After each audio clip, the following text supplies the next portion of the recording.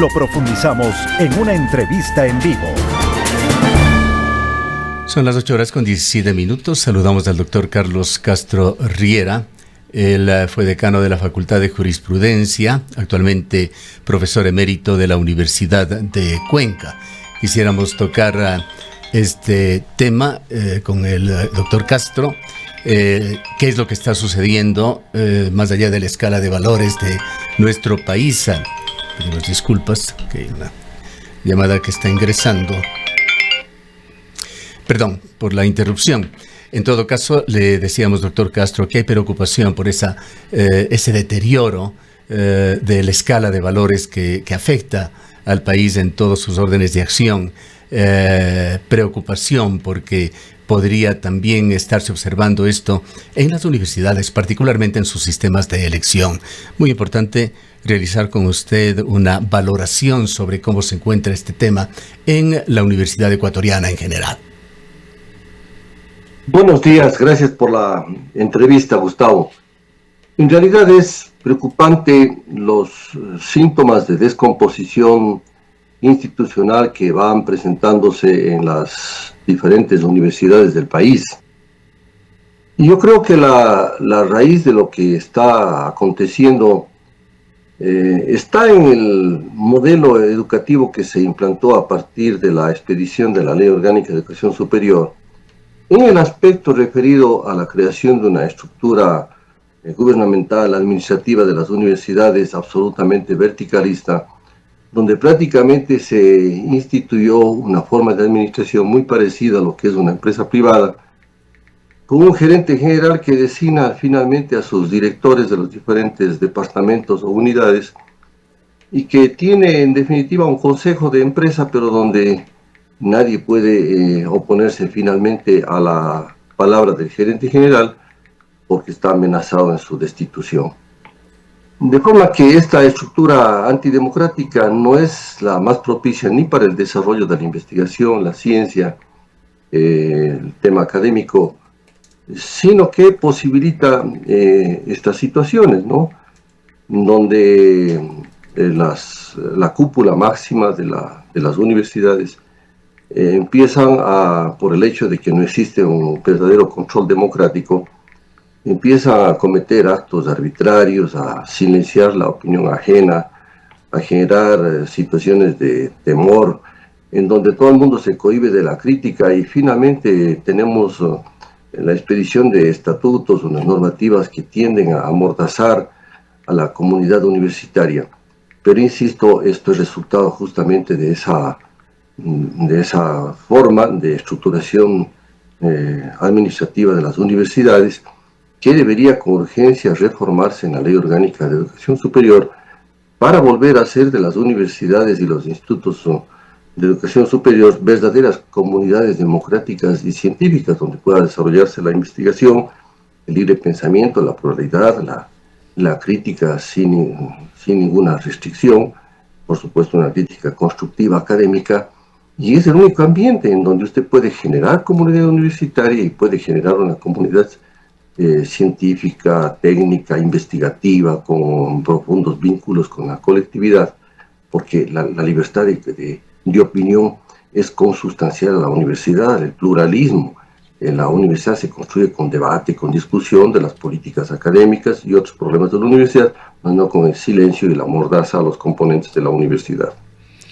Doctor Castro, muy buenos días, pero vemos además que esta ola autoritaria mundial y que se ha visto reflejada además en los altos poderes del Estado ecuatoriano, ha llegado también de alguna manera a las universidades. ¿Considera usted que esto, más allá de ser un tema personal de quien está al frente, de una actitud, digamos, ya humana de quien está conduciendo la universidad, pasa también por esta posibilidad o no, por ejemplo, de elegir decanos de manera libremente y que estos no estén necesariamente sujetos a la autoridad de designación, lo que de alguna manera les hace hasta sumisos, diría yo, u obligados a ciertas lealtades por haber sido designados, como decimos, prácticamente a dedo en la Universidad de Cuenca? Quizás ahí hay una expresión medio medio distinta, con un proceso eleccionario de ternas, pero a la final es el rector el que decide, aunque en esta nueva administración vemos que tampoco hasta el momento ha ocurrido. Hay una designación de decanos y no sabemos para cuándo la autoridad estará llamando a elecciones. Bueno, justamente la reforma que tiene que introducirse en la Ley Orgánica de Educación Superior va por esa línea que usted insinúa, en la necesidad de que los decanos de las diferentes facultades sean electos democráticamente, de forma que, contando con toda la legitimidad democrática, puedan asistir a las reuniones de los órganos directivos, como los consejos universitarios o como se denomine, para, conjuntamente con el rector y los delegados estudiantiles, y los delegados docentes y también del personal administrativo de la universidad, se pueda efectivamente conducir colectivamente la universidad, definir las políticas académicas, las políticas de investigación, las políticas de vinculación con la colectividad en forma razonada, fundamentada, motivada, libre, con discusión. Y sobre todo recobrar también el tema de buscar tener reuniones con presencialidad, ¿no? Esto de usar del tema del Zoom, de hacer reuniones a través de línea, es limitativo, limita el debate, la discusión. No hay mejor cosa que convivir en la escena, viéndose la cara, los ojos, y hablar con libertad. Que la reforma tiene que ir por esa vía, ¿no? Ahora, doctor Castro, cabe recordar que el gobierno de Rafael Correa introdujo profundas reformas al sistema universitario y dejó una estructura legal que incluye la LOES, que ha tenido algunas modificaciones, pero que en esencia se mantiene como la propuesta original que impuso el correísmo, y también generó figuras administrativas, autoridades de control. La pregunta es si este sistema debe persistir o si hay un agotamiento del mismo, pues evidentemente hay omisiones crasas que se están haciendo de la letra de la ley y de las regulaciones, particularmente en el tema que estamos refiriéndonos en la aplicación de sistemas democráticos de elección en las universidades. Hay un agotamiento de la LOES, cómo se encuentran esas instituciones de control, el CESA, CENESITA, CENACE. Bueno, mire, yo creo que han existido reformas importantes que se introdujeron con la Ley Orgánica de Educación Superior y han sido valoradas, pero la reforma que no se puede aceptar y que ha causado enormes estragos en la universidad es este criterio autoritario, verticalista, en donde se coloca al rector en la cúspide del gobierno y la administración de las universidades, y finalmente es la persona que decide, porque inclusive si se tiene una posición crítica de cuestionamiento, se corre el riesgo de que estas autoridades académicas como decanos puedan ser simplemente alejados de su puesto. La normativa de la Ley Orgánica de Educación Superior, el reglamento de la ley y los otros reglamentos internos lo permiten. En ese estado de situación nadie puede ejercer con libertad la crítica dentro de la universidad, nadie puede ejercer con libertad la opinión, sugerir nada, y todos tienen que alinearse. Eso no es universidad. De forma que este es un aspecto fundamental. Ahora, es obvio que no se puede confundir la gobernabilidad universitaria con el hecho de tener esta estructura verticalista con un mandato unipersonal, con rectores entronizados, que están incólumes, que no pueden ser criticados. Y claro, los efectos son terribles. Entonces, la gobernabilidad no es sinónimo de autoritarismo. La gobernabilidad, especialmente en el ámbito de la universitario, implica justamente obtener consensos democráticos, consensos académicos, por la vía de la razón, la discusión pública, el debate profundo. Ese es el espíritu que debe primar en las universidades. Y eso no significa faltar a la autoridad y respeto, ni mucho menos, ejercerlo dentro de los ámbitos de la razonabilidad, de la racionalidad. Las universidades deben ser el centro de la discusión del debate y dar ejemplo a la sociedad del debate público abierto de los temas sin ningún temor. Pero si usted traslada las estructuras de temor que se dan dentro de la sociedad y del Estado ecuatoriano a las universidades, no puede hablarse de pluralismo. El propio poder que se llena la boca a veces de pluralismo, de democracia, no considera esas instituciones para implementar reformas en las universidades que sean espacios efectivamente pluralistas. ¿Qué explicaría, doctor Castro, este alejamiento de la democracia? La democratización de la enseñanza en el contexto universitario latinoamericano ha sido un proceso largo, histórico, costoso, un proceso social continuo que ha buscado transformar las estructuras educativas para hacerlas más inclusivas, participativas y sobre todo centrada en lo fundamental, en los estudiantes. Hay que volver a rediscutir esos temas, Gustavo. Hoy no se discuten los temas profundos de la universidad. Es lamentable lo que sucede. Y no hablo por una universidad, sino hablo en general. Hay que volver a discutir temas profundos de la universidad, los temas de la autonomía, el tema del financiamiento, el tema del acceso de los estudiantes a la universidad. Hay que discutir la pertinencia de los contenidos académicos, qué se debe investigar, la trascendencia de la investigación, qué requiere nuestra sociedad, las formas de vincularnos a la sociedad en las nuevas condiciones, las relaciones de la universidad con la producción material de bienes y servicios, la participación de la universidad en los grandes temas nacionales. Vea usted, Gustavo, cómo hoy en el día existe una universidad muda, que no participa en los grandes debates cuando la universidad debería estar participando en diferentes temas, en los temas jurídicos, en los temas ambientales, en el tema de la vialidad, en los temas del manejo de la economía, el problema de la deuda externa, los problemas que existen en el sistema de educación, en el sistema de salud, los servicios públicos. Pero nada de eso se debate, en nada de eso participa la universidad y es lamentable que no haya una orientación académica de un punto de vista de referencia serio, objetivo. Hay que volver por la línea de posicionar a la universidad como actor principal en el debate y que sirva para la orientación nacional. Hoy tenemos un debate de baja calidad, simplista, de falta de profundidad, en lo cual puede contribuir mucho la academia y desarrollar investigaciones sobre álgidos problemas, porque los problemas del mundo, de Latinoamérica, del país, son problemas cada vez más complejos, no son sencillos, y por lo mismo amerita una mayor investigación. ¿Quién puede cumplir eso? La universidad, que debería además tener el necesario presupuesto. Claro. Y tener Esto también quizá es un reflejo de lo que sucede en el país. Allí tenemos ese informe de labores de la Asamblea Nacional que no convence a nadie. La Asamblea hace mucho tiempo dejó de ser un punto importante de debate democrático, un verdadero contrapeso del poder en nuestro país. Mire, recuerde usted, Gustavo, que hace aproximadamente 3 décadas, en nuestro país se discutió el tema de la gobernabilidad. Aparecieron muchas obras que hablaban sobre la gobernabilidad y el doctor Osvaldo Hurtado fue uno de los que impulsó este tema de la discusión sobre la gobernabilidad y la necesidad de fortalecer el tema del presidencialismo, si mal no recuerdo.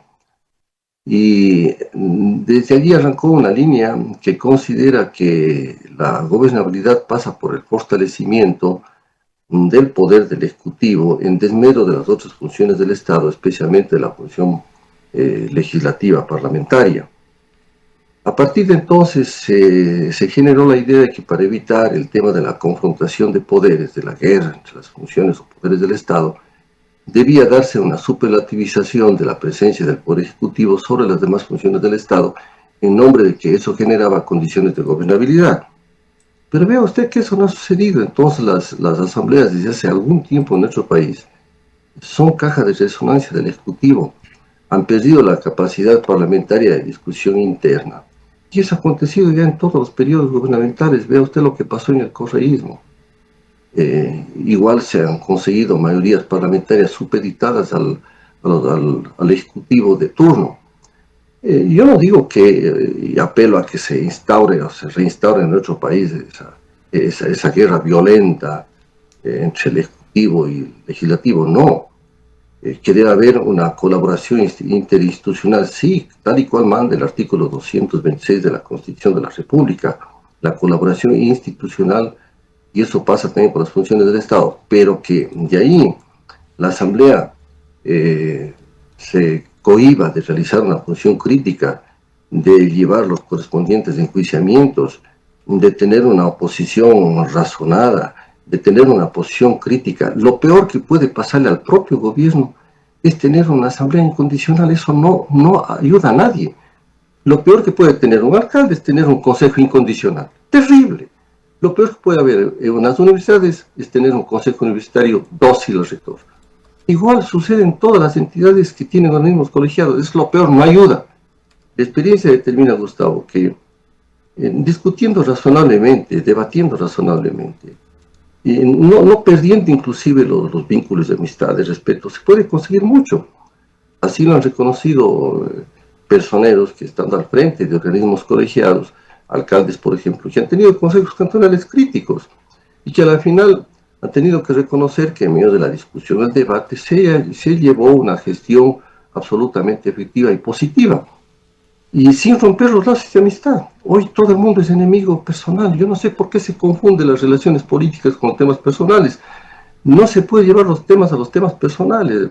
Hay que evitar la personalización de las cosas, nombres, etcétera. Discutir sobre fenómenos, sobre estructuras, sobre problemas. Evitar las personalizaciones, porque al final los problemas de este país son problemas profundamente estructurales. Entonces estoy señalando en la necesidad de que en todo lado se recobre esta necesidad de discutir, de debatir, de razonar, de polemizar. De participar. Usted ha hecho alusión a esa ausencia de las organizaciones universitarias, de los estamentos universitarios en general, en los temas más importantes de la vida nacional, particularmente la presencia de los estudiantes. La democratización de las universidades se materializa fundamentalmente en el principio de cogobierno, donde el mando de la universidad es ejercido de forma supuestamente compartida por profesores, estudiantes, graduados y trabajadores. ¿Qué ha pasado con esto? ¿Cuál es el estado de esta democratización? Bueno, a mí me preocupa un tema, ¿no?, de la situación de los estudiantes. Yo creo que hay que discutir el tema de los estudiantes en cuanto es el sujeto principal de la educación, que los estudiantes merecen respeto, que los estudiantes necesitan ser escuchados, que los reclamos de los estudiantes se tramiten, que se vigile el cumplimiento de las tareas académicas de los profesores, el cumplimiento de la presencialidad, que preparen bien las clases, que a los estudiantes se les escuche sobre los diferentes problemas. Yo veo que tengo conocimiento en diferentes instituciones donde los estudiantes no tienen cómo reclamar sus derechos, se cambian ofertas académicas, se les maltrata. Y eso no es posible, Gustavo. Y tienen que recobrar los estudiantes su presencialidad también en el Consejo Universitario. Eso hace bueno, combinar la experiencia con la juventud, escucharles a los jóvenes. Al final, los docentes universitarios, los profesores universitarios, las autoridades universitarias, que no se lo den de un profundo cariño y amor por los estudiantes, y no se les trate de esa manera, como si fueran hijos de familia, efectivamente, con todo el respeto y la abnegación, pues no tienen espíritu universitario. Y a mí me preocupa tremendamente esa situación, y por lo mismo hay que fortalecer también la presencia de los estudiantes. El personal administrativo también tiene que tener su voz. Es un personal clave porque está en la parte operativa de la gestión, que tienen importantes sugerencias. ¿Cómo es que el personal administrativo no tenga una presencia fundamental dentro de la universidad? Bueno, no se diga el tema de los profesores, pero estoy refiriéndome a estos dos componentes de la universidad. Personal administrativo que necesita ser escuchado, porque están, insisto, en la operatividad diaria y pueden hacer sugerencias importantes. Y los estudiantes en cuanto al respeto de sus derechos, y se necesita mejorar, por lo tanto, la participación democrática en general de la universidad. Por ello digo, hace falta una reforma profunda a la Ley Orgánica de Educación Superior. Y algo más, Gustavo. muchos temas de la Ley Orgánica de Educación Superior no se han discutido. Vea usted que hay un tema que entiendo que debería empezar a investigarse y analizarse en la sociedad. ¿Cómo va el tema de la famosa homologación de los títulos universitarios a partir de la experiencia? Ese es un tema, Gustavo, que tiene que analizarse a profundidad, porque me da la impresión que están regalándose títulos. Gustavo. Ayer circulaba en las redes sociales algo relacionado con la primera dama de la nación, tema que habrá en realidad que contrastarlo y investigarlo de ser así. Así es, investigar a profundidad, pero me estoy refiriendo a casos donde no puede homologarse a la voz del carnaval experiencias con simples certificados y a usted le otorgan el título de abogado o de otras profesiones sin una valoración efectiva, sin cumplir una serie de requisitos. Eso no puede ser. Para ser abogado, por ejemplo, en el caso de nuestra rama necesita 5 o 6 años de estudio, pero no puede ser que de golpe y porrazo se le reconozca a usted supuestas experiencias en supuestas unidades legales y que a usted se le otorga el título de abogado. ¿Cómo es posible? Por eso veo que empiezan a pulular, ¿no es cierto?, profesionales por doquier que no han pasado por las aulas universitarias. Esto se extiende, doctor Castro, también a los programas de posgrado. Hay un deterioro evidente de los programas de posgrado. En la Universidad Ecuatoriana, sobre todo, grandes universidades del mundo mantienen su estatus, sus exigencias, su rigurosidad. Pero aquí en Ecuador estamos viendo que las maestrías, que hasta hace poco en cualquier lugar del mundo eran intensos programas académicos y de investigación con una duración de tiempo de 2 años y dedicación completa, hoy se sumarizan en este país en procesos con mínima actividad presencial y se entregan títulos no solo de maestría, incluso de PhD sin rigurosidad. La calidad académica de los posgrados ha sucumbido al tema de las necesidades económicas. Pretender que los temas, las ofertas de posgrado son temas que tienen como finalidad ajustar presupuestos o fondeo de recursos es una equivocación terrible. Como todo hay una equivocación. Hay que volver a la línea de revalorizar los posgrados, a hacerlos con absoluta seriedad, esas ofertas, y las exigencias que tienen que tener esos posgrados, y el cumplimiento de esas ofertas, y controlar que efectivamente los contenidos se den, y haya enorme responsabilidad en las mismas. Hay que volver a dar, a revalorizar esos posgrados en general. Es otro tema preocupante, porque yo veo que se hacen cantidad de posgrados, pero con ánimos presupuestarios, y eso no puede ser posible. No son medios para hacer plata, para dar recursos a las universidades. Son medios para el perfeccionamiento, para la investigación, en el caso de los PhDs, para mejorar el profesionalismo, en el caso de maestrías, destrezas, de especialidades, en fin. Se está confundiendo totalmente las situaciones y el vil mercantilismo se impone. Entonces, claro, eso también ya llega, ¿no es cierto?, a veces a la descomposición, y esto va combinado con el tema de dar títulos sin los cumplimientos académicos. Es un carrusel del mercantilismo, donde se hacen investigaciones a veces no serias, y por el número de investigaciones pitches se dan puntajes. En fin, es un mundo del capitalismo cognitivo que invade a las universidades. El tiempo no nos da para más, doctor Castro. Una última reflexión quizá de que hay que empezar dentro de casa, en cada una de las facultades y sobre todo en los consejos universitarios. Una universidad que se precie no puede aceptar como normal la existencia de consejos universitarios dóciles, complacientes. Definitivamente. Creo que bien harían los señores rectores de las universidades, los dirigentes de los diferentes gremios universitarios, las asociaciones de profesores, en volver a exigir jornadas de reflexión para hacer un alto en la vida académica, hacer una evaluación de lo positivo y de lo negativo de la Ley Orgánica de Educación Superior, volver a revisar los reglamentos académicos, analizar los temas de los presupuestos de la universidad, cómo poder avanzar de mejor manera. Es decir, hay que tener un momento de reflexión, de evaluación, y eso creo que hace mucho tiempo la universidad ha dejado de tenerlo. Y es necesario hacer ese alto, reflexionar, porque conforme van las cosas es terrible que hasta las universidades lleguen a tener tal nivel de descomposición institucional y síntomas de temas de corrupción, y eso es preocupante. La academia no puede seguir por ese rumbo y es necesario que toda la sociedad se preocupe. Y aquí en Cuenca, Gustavo, aquí en Cuenca debemos dar ejemplo y comenzar esa línea de la crítica, la autocrítica y exigir nuevos rumbos a la academia. Bien. Y porque esa es una fortaleza fundamental de nuestra sociedad. Gracias, doctor Castro, por habernos acompañado. Gracias a usted, Gustavo. Buenos días. El doctor Carlos Castro fue decano de la Facultad de Jurisprudencia, actualmente es profesor emeritus de la Universidad de Cuenca. Son las 8:43 minutos.